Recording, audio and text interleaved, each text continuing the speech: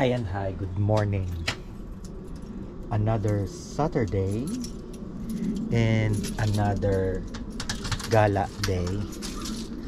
And ay maglak. Papunta kami ngayon sa Miller's Farm.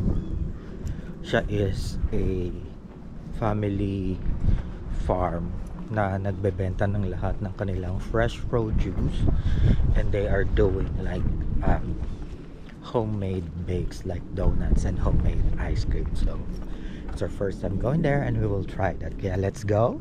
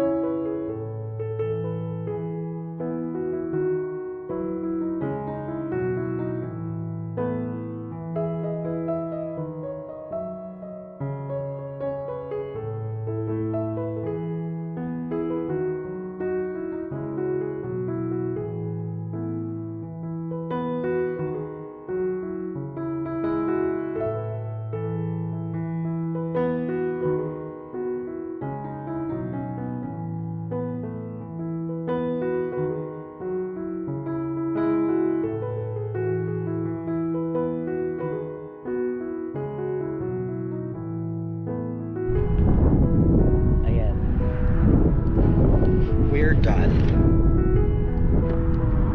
Ang binili lang namin is what do you call that? Lemon and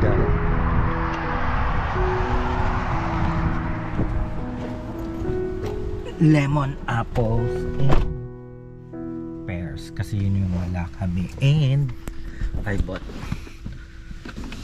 donuts. These donuts.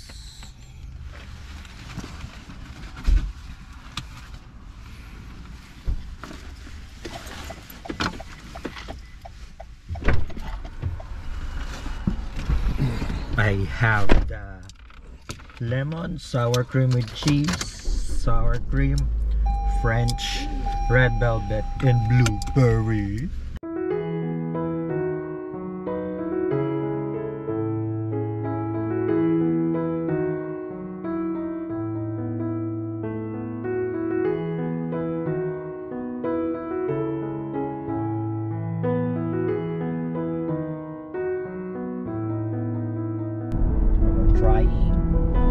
red velvet, half and half.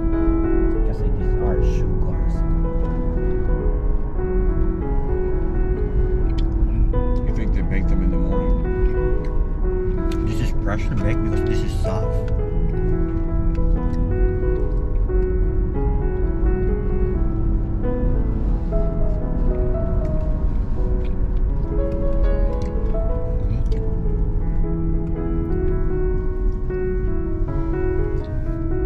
But that man had that house with that truck.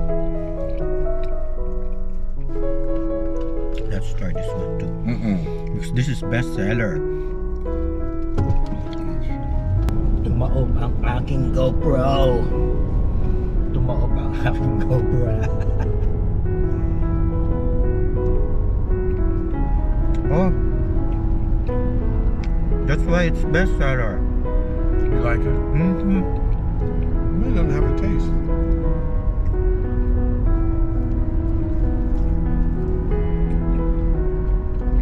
This is good.